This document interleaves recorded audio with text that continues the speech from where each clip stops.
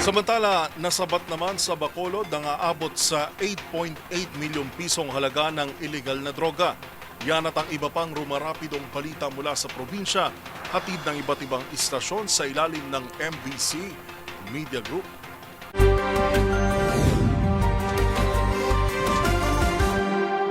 Umabot sa mahigit 8.8 million pesos na halaga ng umano'y sabuang na recover ng Bacolod City Drug Enforcement Unit o CDEU sa dalawang mga suspect na naaresto sa drug buy-bust operation sa Camilla Subdivision, Barangay Mandalagan, lungsod ng Bacolod kagabi. Ang mga naaresto kinilala na si Rimar Obidos, 53 anyos, residente ng nasabing lugar at kinukonsiderang high-value individual o HBI ng Bacolod City Anti-Drug Abuse Council, at Anthony Totor, 46 anyos, residente ng Purok Paraiso, Barangay Hilamunan, lungsod ng Kabangkalan, Negros Occidental. Na-recover sa dalawang suspect ang 1.3 kilograms ng umano'y shabu na mayroong standard drug price na umabot sa 8,840,000 pesos. Ayon kay Lieutenant Colonel Antonio Benitez Jr., Bacolod CDEU head, ang mga na-recover na mga suspected shabu kung saan posibleng isusupply sa Sinulog Festival sa lungsod ng Kabangkalan, Negros Occidental. Dagdag pa ni Benitez, posibleng mayroong kasamahan sina Obidos at Tutor na mag-operate ng illegal na droga sa lungsod ng Bacolod at Kabangkalan City. Para sa MBC TV Network News, ito si RH46 Rex Cantong, una sa Pilipinas, una sa Pilipino.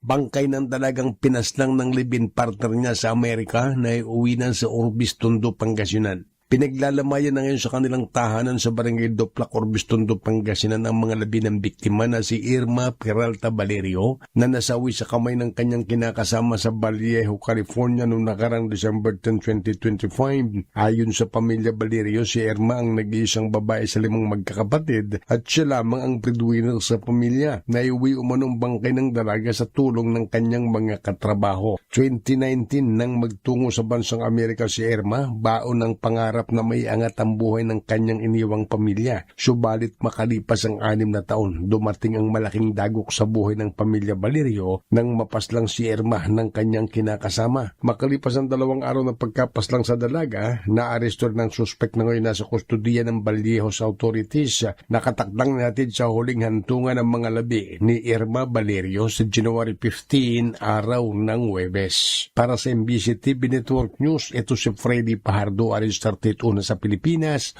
una sa Pilipino. Dalawang aktibong membro ng New People's Army sa probinsyang magkasabay na sumurinder sa magkahiwalay na headquarters sa lalawigan ng Norte Samar. Isa sa mga NPA na sumuko ay sa Silvino Lubos Municipal Police Station.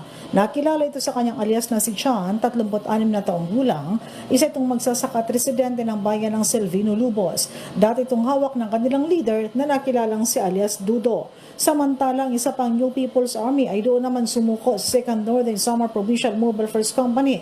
Ayon naman sa ulat ng PNP, kinilala ito sa kanyang alias na si Jason, 41 taong gulang, isa ring magsasaka at residente rin ng kaparehong lugar sa bayan ng Silvino Lubos.